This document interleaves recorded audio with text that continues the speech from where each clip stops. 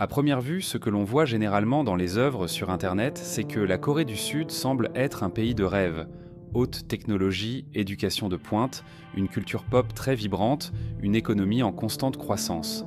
Cependant, derrière cette façade de succès, il existe une réalité sombre que beaucoup ignorent. La vie en Corée du Sud peut être vraiment difficile et, à bien des égards, même malheureuse. Dans la vidéo d'aujourd'hui, nous allons explorer ce sujet en profondeur. Nous allons examiner les raisons pour lesquelles, malgré tous ces progrès et bien que ce soit un pays impressionnant, le bonheur semble être une chose très rare en Corée du Sud. Je m'appelle Simon, vous êtes sur Route Asiatique. Culture de l'apparence. Il y a tant de choses à dire, mais une chose que je voudrais aborder ici et que je détaillerai dans une vidéo à venir est l'impact significatif de la culture de l'apparence en Corée du Sud. La société sud-coréenne accorde une importance énorme à l'apparence physique, ce qui est un fait incontestable. Il existe une pression constante pour se conformer aux standards de beauté idéalisés. Cette obsession de l'apparence commence dès le plus jeune âge et touche aussi bien les hommes que les femmes. Ne vous méprenez pas en pensant que les hommes coréens n'en souffrent pas également. La prévalence des chirurgies esthétiques augmente chaque année dans le pays et la Corée du Sud a l'une des plus fortes concentrations de ces procédures au monde. Des interventions comme la blépharoplastie ou le remodelage du visage pour affiner les traits sont très courantes et souvent perçues comme nécessaires pour réussir dans la vie personnelle ou professionnelle, ce qui est absurde. Les personnes qui ne se conforment pas à ces standards de beauté souffrent souvent de problèmes d'estime de soi, de dépression, d'anxiété et d'autres troubles. La pression pour maintenir une apparence parfaite pousse également de nombreuses personnes à cacher leurs véritables sentiments et à ne pas chercher d'aide lorsqu'elles en ont besoin, ce qui contribue encore davantage au manque de bonheur dans le pays. En Corée du Sud, le système éducatif est extrêmement rigoureux et impose une pression intense aux étudiants dès leur plus jeune âge. Les enfants sont encouragés, voire forcés, à étudier de nombreuses heures par jour dans le but d'intégrer les meilleures universités du pays. L'un des plus grands symboles de cette pression est le Suneong, un examen d'entrée à l'université. Cet examen est si important que, le jour où il a lieu, le pays s'arrête pratiquement. Les vols sont suspendus pour éviter de déranger les étudiants avec le bruit et même la circulation est déviée pour s'assurer que personne n'arrive en retard. Pour les jeunes Coréens, le Suneong n'est pas juste un examen. Il représente littéralement des années d'études et de sacrifices, et son résultat peut déterminer tout leur avenir. Cette pression pour être le meilleur ne se limite pas à la période scolaire. Dès l'école primaire, les élèves suivent déjà des cours supplémentaires et des tutorats avec d'autres professeurs en dehors de l'école pour garantir qu'ils obtiennent les meilleures notes. Il est très courant que la plupart de ces jeunes passent plus de temps à l'école ou même dans des académies et des cours privés que chez eux. Les écoles sont généralement très compétitives et même les amis finissent par devenir des rivaux lorsqu'il s'agit d'avoir une bonne carrière et de réussir académiquement. La société coréenne valorise de manière excessive l'éducation, créant ainsi un environnement où le succès à l'université équivaut pratiquement au succès dans la vie.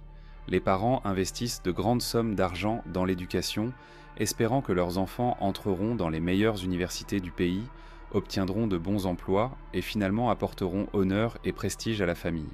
A l'inverse, ne pas obtenir une place dans une très bonne université ou ne pas décrocher un poste de haut niveau est pratiquement perçu comme un échec total. En réalité, ce cycle d'attente et de pression engendre un stress immense chez les étudiants, les amenant souvent à se sentir épuisés et même désespérés. Cela a de lourdes conséquences sur leur santé mentale. Beaucoup souffrent d'anxiété, de dépression, et les taux de suicide parmi les étudiants sont alarmants. C'est précisément ce dont je parle ici, même si je ne peux pas en dire plus sur YouTube. La quête de succès académique et la comparaison constante avec les autres créent un environnement où le bonheur et le bien-être ne sont pas des priorités et passent généralement au second plan. Il est donc très difficile d'être une personne heureuse, d'avoir une vie sociale épanouie et d'être mentalement en bonne santé en tant qu'étudiant en Corée du Sud. Si vous pensiez que le pire était d'être un étudiant universitaire dans ce pays, c'est parce que vous ne savez pas encore ce que c'est que d'être un travailleur de la classe moyenne en Corée du Sud. La compétition sur le marché du travail y est extrêmement féroce, et obtenir un emploi stable est un énorme défi pour les jeunes qui se retrouvent confrontés à une réalité difficile dès leur sortie de l'université. Le problème auquel nous sommes confrontés ici est un marché du travail saturé de personnes hautement qualifiées, où tout le monde se bat pour les mêmes postes. L'un des grands problèmes est la prévalence des contrats temporaires. Je vais vous expliquer un peu mieux ce point. Beaucoup de jeunes qui ne parviennent pas à décrocher un véritable emploi finissent par accepter ces contrats de travail temporaires parce qu'ils n'ont pas de meilleures options. Ces emplois n'offrent généralement ni la sécurité ni les avantages des contrats permanents, ce qui laisse de nombreux travailleurs dans une situation d'incertitude constante. C'est un peu comme des petits boulots, mais dans le contexte d'une grande ville chère comme Paris, en France, dans un quartier chic. En plus de cela, la pression pour décrocher un emploi dans les grandes entreprises, connues sous le nom de chaebol, est très forte. Ces énormes entreprises comme Samsung ne sont pas nombreuses dans le pays, mais elles offrent stabilité, meilleurs emplois et même un certain prestige dans la société. Cependant, les postes dans ces entreprises sont extrêmement limités et la concurrence sur le marché du travail est quasiment insurmontable. Une fois embauché, disons que notre jeune Coréen a réussi à obtenir un emploi, il fait face à un autre grand défi, la culture des longues heures de travail. Il n'est pas facile de travailler en Corée du Sud. Il est très courant que les gens travaillent plus de 12 heures par jour. Les longues journées de travail sont considérées comme un signe de dévouement et même de loyauté envers l'entreprise. Ce phénomène, connu sous le nom de Bali Bali, qui en coréen signifie quelque chose comme vite vite, reflète la mentalité des Coréens en matière de travail et d'efficacité.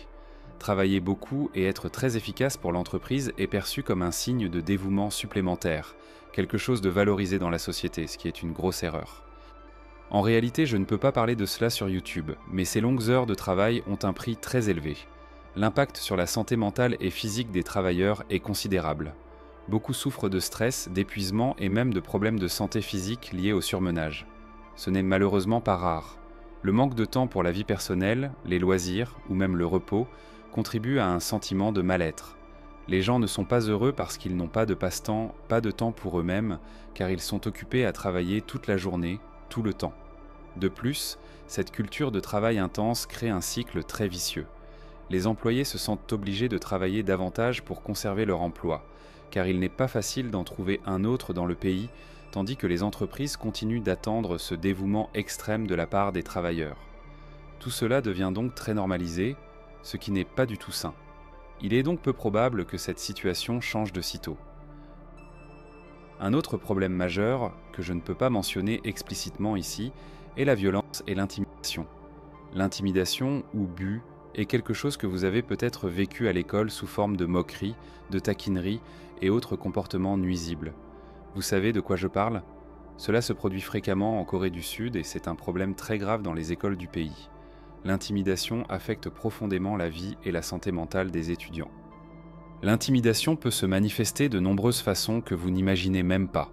Cela peut commencer par des taquineries physiques, des plaisanteries agaçantes et aller jusqu'à des choses plus sérieuses comme des insultes publiques ou le harcèlement en ligne par plusieurs camarades.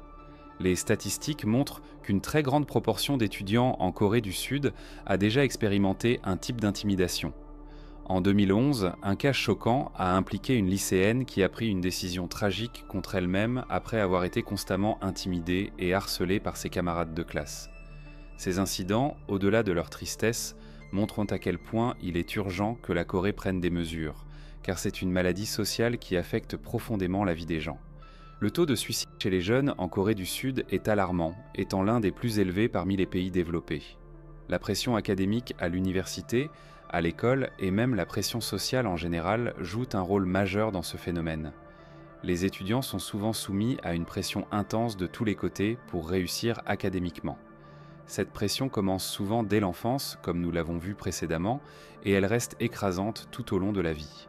Parfois, certains jeunes se sentent désespérés ou pensent qu'ils n'ont pas d'issue, même en se donnant à fond, en étudiant sans relâche pour obtenir une place dans une université prestigieuse. Cependant, la Corée du Sud a un problème sérieux avec la santé mentale et la recherche d'aide. Le stigmate associé à ce domaine est très fort dans le pays et empêche de nombreux jeunes de chercher le soutien nécessaire ou d'accéder à l'aide professionnelle. La société coréenne tend à valoriser l'idée de résilience et de force personnelle en insistant sur le fait que l'on doit lutter contre ces problèmes seuls. Cela pousse les personnes les plus vulnérables, celles qui ont le plus de difficultés, à penser que chercher de l'aide est honteux, comme si admettre avoir besoin de soutien était une faiblesse. Ce stigmate culturel crée de nombreuses barrières, tant pour prévenir les problèmes que pour traiter la santé mentale des individus. De plus, il existe également des difficultés financières pour accéder aux soins de santé mentale, car ces services peuvent coûter cher dans le pays. Ce scénario laisse de nombreuses personnes sans soutien et sans savoir vers où se tourner, ce qui aggrave les problèmes et augmente parfois le risque de tragédies plus graves. À la fin de cette vidéo, je tenais simplement à dire que j'apprécie énormément la Corée du Sud et sa culture. La Corée est un pays incroyable, mais il est vrai qu'elle fait face à des problèmes importants qui doivent être résolus. Il existe de grands maux sociaux qui nécessitent des corrections et de nombreuses idées profondément ancrées dans la mentalité des gens, issus du statu quo coréen, sont très sérieuses. Les perceptions et les pensées des gens peuvent parfois être extrêmement néfastes pour la société dans son ensemble. Je sais que ce problème ne se limite pas à la Corée, il est présent dans toute l'Asie et il se propage également dans le reste du monde, surtout à mesure que la Corée gagne en notoriété sur la scène internationale. La Corée est un pays fascinant et ne laissez pas ce que j'ai dit dans cette vidéo vous empêcher d'apprécier la Corée. Ce sont des problèmes réels, mais ils ne doivent pas vous dissuader d'aimer ce pays. Ce ne sont pas des raisons pour ne pas vouloir visiter la Corée ou pour abandonner vos rêves si vous souhaitez y aller. Si vous rêvez de découvrir la Corée, continuez à poursuivre ce rêve. Apprenez le coréen. Je vais laisser un lien à ce sujet dans la description. Si vous êtes intéressé par l'apprentissage du coréen ou par la culture coréenne, laissez un commentaire ci-dessous. Dites-moi que vous voulez en savoir plus sur le coréen ou la culture coréenne et je vais ajouter un lien dans la description pour que vous puissiez explorer davantage. Je vais essayer de vous proposer quelque chose d'intéressant.